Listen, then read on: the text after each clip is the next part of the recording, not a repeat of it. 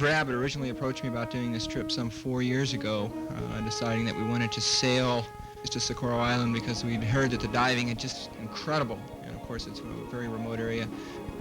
Now we departed Guaymas, San Carlos, on the evening of December 19th, and we sailed over to the Baja Peninsula just north of Carmen Island. From there we kept along the Baja on our starboard side in a line of sight, navigating down along the Baja coast, finally into Cabo San Lucas. The whole trip down, we had very rough following seas, 6 to 8 foot waves that were following all the way. The wind was behind us, so we made very good time, averaging 5.5 knots all the way down. We pulled into Cabo San Lucas, finally able to see sun for the first time in 7 days. We got some sun in Cabo San Lucas just for the afternoon. We left that evening after a good meal ashore and sailed to Socorro Island at 3 days. It took us to make the 214 miles from the tip of Cabo San Lucas to Socorro, south-southwest out of Cabo San Lucas. The preparation for the trip was really pretty incredible. We basically rebuilt the interior of the boat, trying to add storage spaces for generators and compressors and things that we would need on the trip. We built some custom tank racks to hold the scuba equipment, had to increase the fuel capacity as well as the water carrying capacity of the boat. We raised Socorro Island early on the morning of the third day and spent the rest of the day navigating around the island just to look at it, and finally coming into Landing Bay, which is on the south end of the island.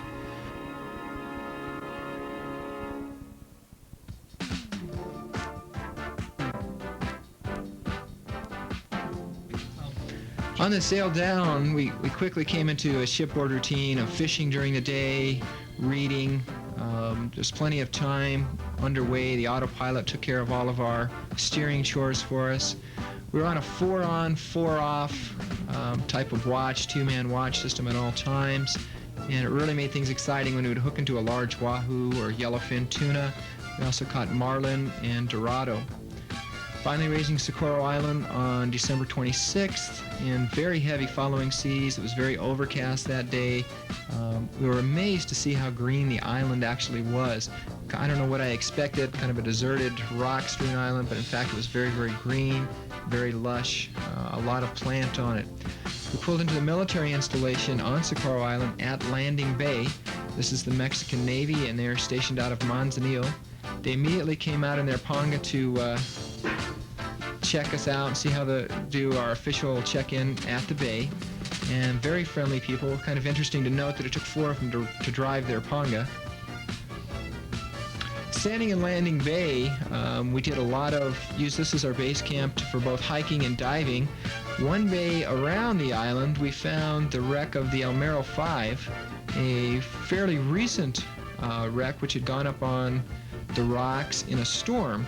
The boat was almost fully intact, just the interior being gutted. As a matter of fact, the engines were still in place, big dual 671s, and real nice engine compartment. The interior, as I say, was pretty much torn out of all kind of instrumentation or any of the niceties, but there was a lot of the boat left. The hull seemed to be very much intact. We were kind of surprised to find the boat actually laying over on its side. It seems like somebody could have hauled it out and saved the boat.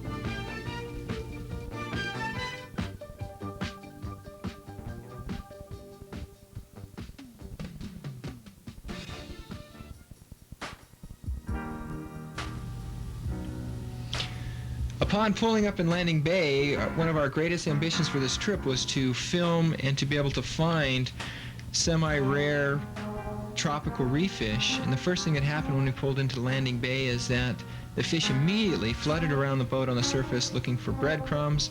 And when you throw bread or cabbage over the side of the boat, we'd immediately get a large school around us.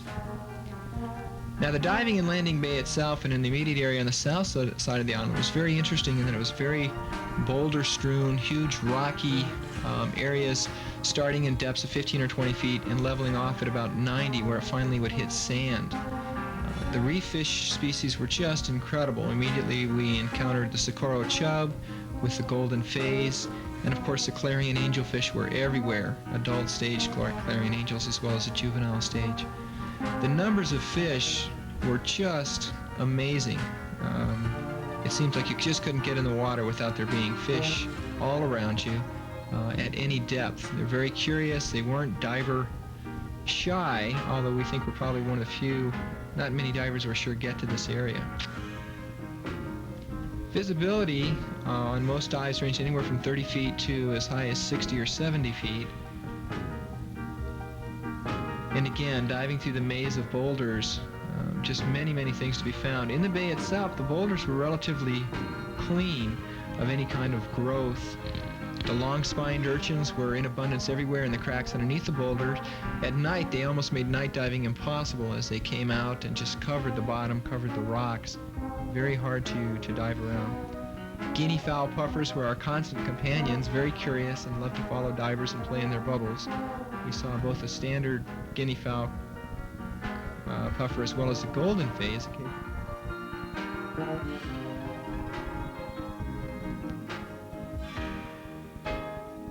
The most beautiful fish at the island we encountered was the red-sided triggerfish. These fellows were very curious and at times would mass in front of the camera so thickly that you almost had to shoo them away to get pictures of anybody else. We found them at all sorts of depths, and again, they would just follow around, very curious as to the divers' bubbles.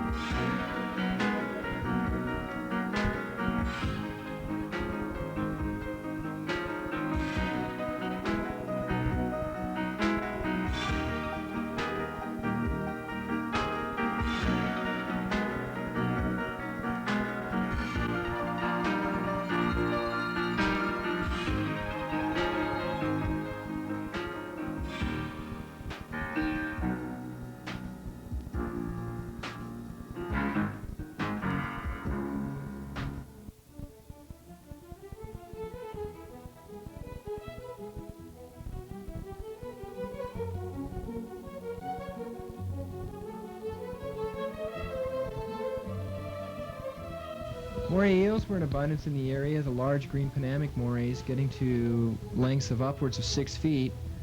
In the coral, many places they couldn't quite hide as easily, and we saw them in the daylight out in the open very frequently.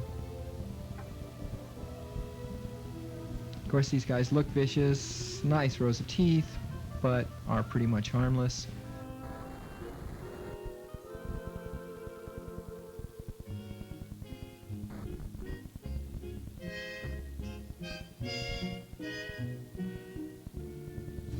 The reef itself is very sporadic. You can see the evidence of volcanic action.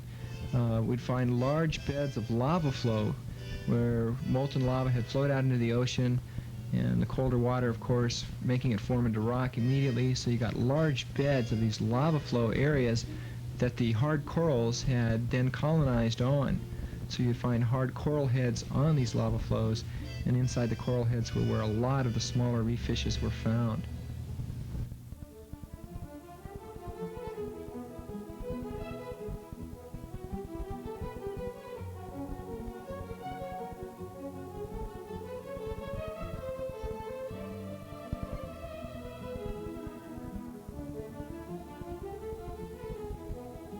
Cabrias, long-nosed butterfly fish, Mexican hogfish, and giant damselfish were all to be found in the area.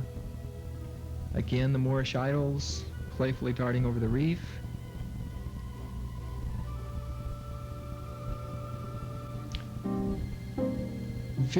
All of the fish were very curious about divers. They were not afraid of divers at all, but yet they weren't tame. Some diving areas you find very tame fish, and these fish wouldn't necessarily come up to you, but they wouldn't run from you either. So they were fairly easy to get shots of, pictures of.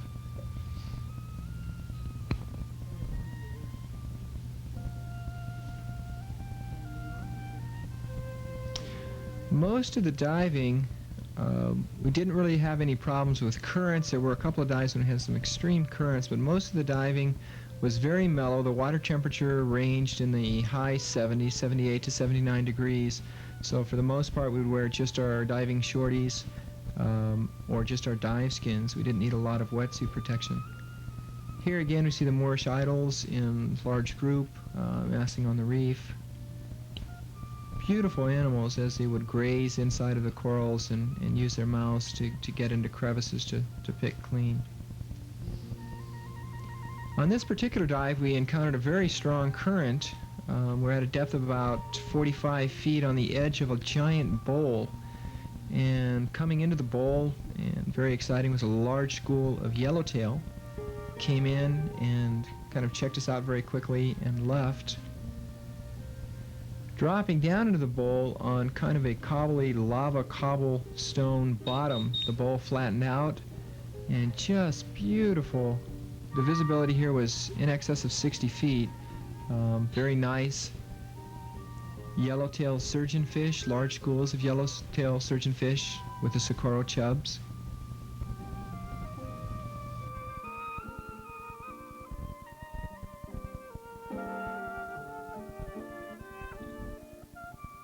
Here you can get an idea of the current on this particular dive.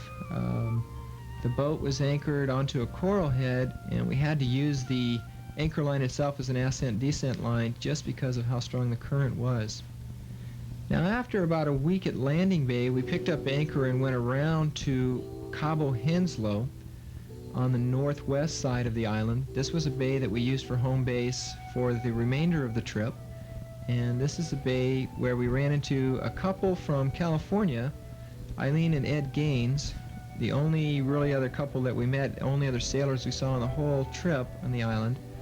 And Ed and Eileen were delightful. We got to spend some time with them. There were days when nobody just felt like cooking at all, and so myself or David would have to jump in and try to do something in our limited expertise of trying to make dinner on board. What you're doing now, Mike? We're making the pizza dough. A pizza dough? The pizza dough for the fresh pizza here on the boat. I see. And what are we going to do with the pizza dough? The pizza dough, we make the pizza out of the pizza dough, don't I? Cabo Henslow itself is just a beautiful bay. The sunrises and sunsets from this bay were just not to be believed. The water itself was very, very calm, very clear, and the diving inside the bay was fantastic. Very often in the early morning, we would just go and make a morning dive right along the coast here, depths no greater than 35, 45 feet, and all the reef fishes that we wanted to encounter were here. While staying at Landing Bay, it was kind of interesting. We had run into the commandante of the naval installation, and in fact we had dinner with him a couple of nights and spent New Year's Eve there on the Navy base as guests of the commandante. And one of the things he kept emphasizing to us as divers was to be very, very careful because there were many, many sharks in the water. And he had mentioned that just the previous day while fishing, a great white had taken part of his fishing catch, and he thought we were very silly to even get in the water because of these sharks. He was very concerned about us and the sharks. And in fact, we didn't see sharks for most of the dives that we made, but it did give us a little bit of apprehension. The first time we saw the fin tips of the manta rays on the surface of the water, we didn't know, of course, that it was manta rays, and it kind of looked like schooling sharks. So with the idea of these sharks in mind, when we went out in the boat, we were a little bit concerned that we would run into large schooling sharks. Indeed, it turned out just to be the manta rays, which we immediately jumped into the water with.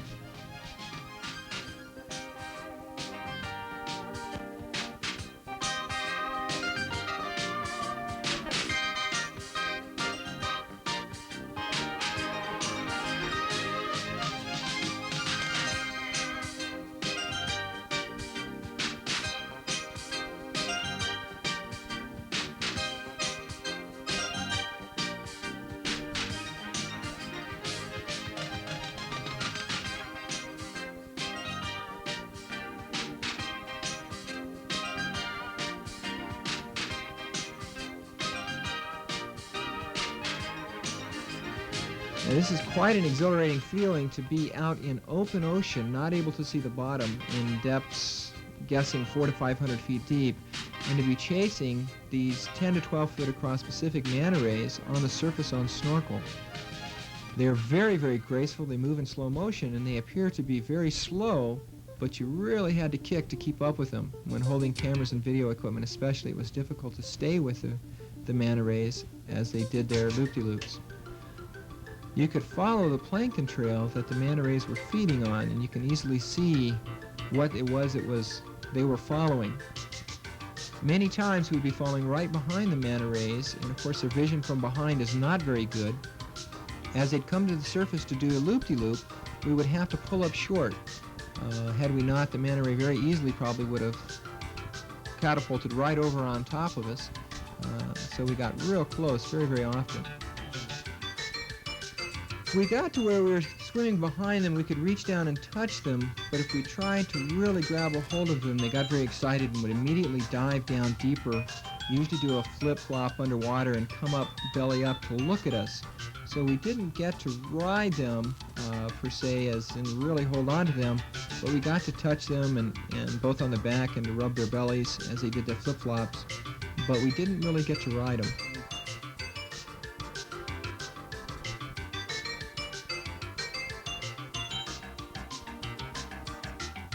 Pacific manta rays, despite their size, are plankton eaters and don't really have teeth or anything that could hurt divers. Only their sheer weight and size, if they were to run into you, could really harm you.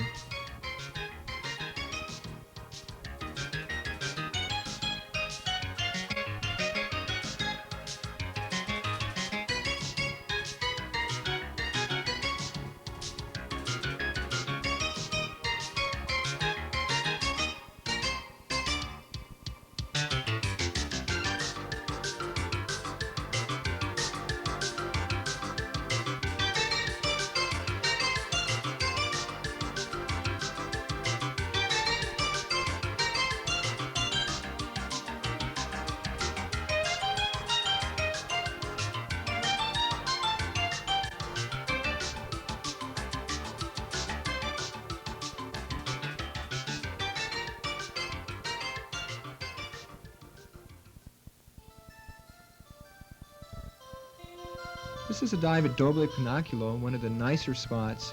Interestingly, the stonefish in the area were quite large and quite slow to move.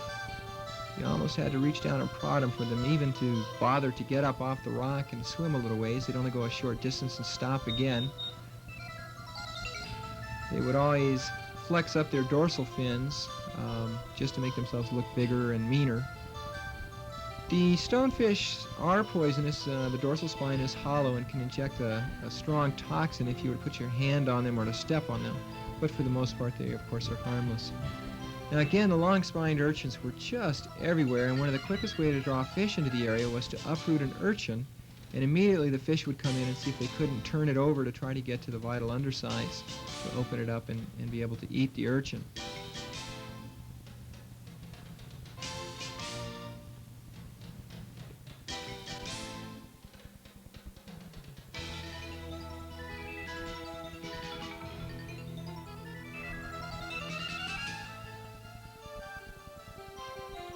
Along with sharks, the Commandante mentioned lobsters, that the lobstering in the area was very, very good.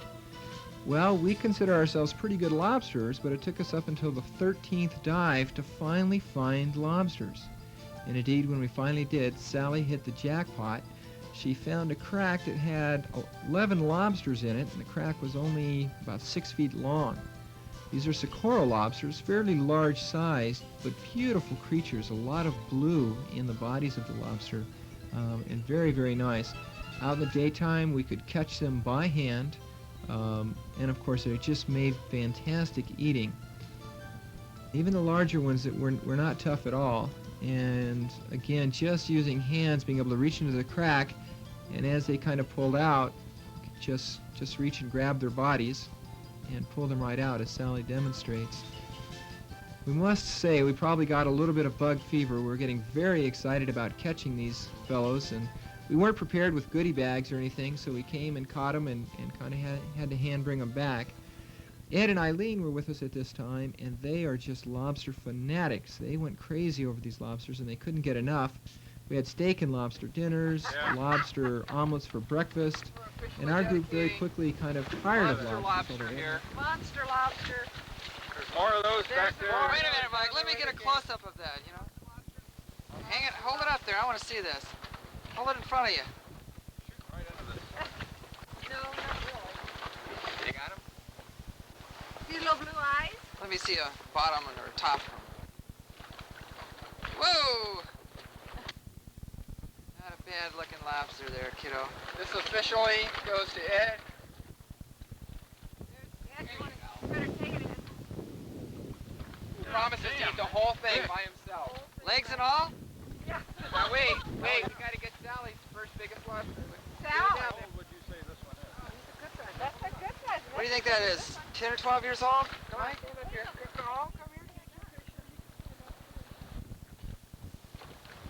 Here's Sally, Shy Sally, with her first big lobster.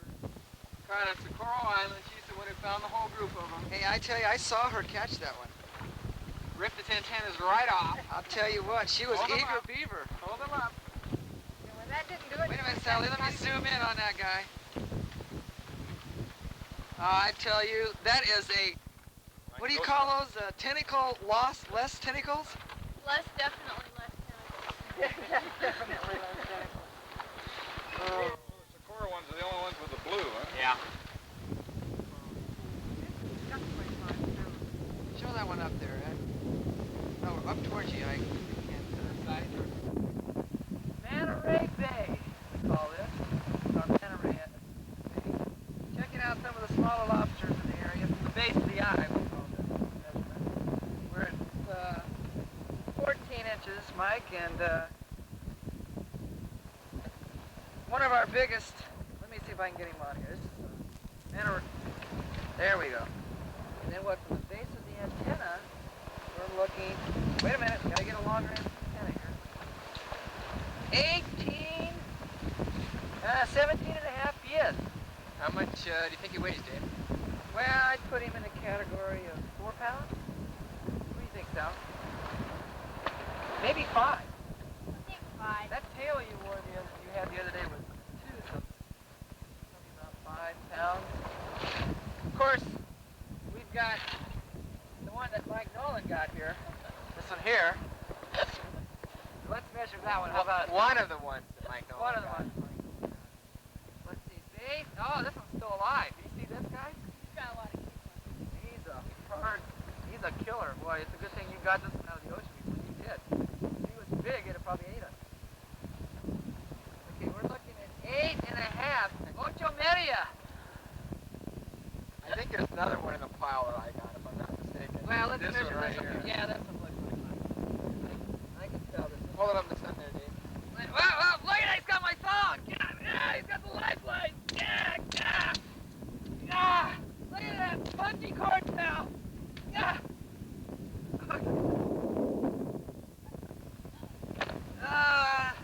Not too bad. I'm glad we got a lot of Hey, you pictures. gotta show it. What are you planning on doing with these lobsters, Well, David? I've already done it, Mike. It's already been handled. We've got 1, 2, 3, 4 and a half lobsters, and we traded it. You think this is caviar? No. Do you think this is Alaskan king crab? No. This is, and you think that this could be salmon? From Korea? Do they have salmon in Korea, Thomas? No. Alaska salmon? No! We're talking about, what's that? Hamburguesa. Hamburgers! We have some hamburger and we already own the cheese. Those people in that boat were so stupid that they gave us a pound and a half of hamburgers for 12 pounds of lobsters. Now, do you realize this is one serving? We're talking about 8 ounces of a hamburger plus a piece of cheese. And I think they're going to supply us with some beers. For 12, I mean, look at those legs. They're a meal in themselves. Now, you talk about some shrewd deals. We don't fool around. Now, tomorrow we're planning on getting 2 pounds of a hamburger to make some more cheeseburgers in paradise. And look at this place. This is a fantastic arrangement of countryside. And the water's still blue, even though we've taken all the lobsters and are in this little cubicle right here. Green. Now, what are we going to do tomorrow, Mike? More lobsters? Dive, dive, dive. Octopuses? See a couple more sharks? Of course, we've got to dive. Gotta play with me. Gotta play with it.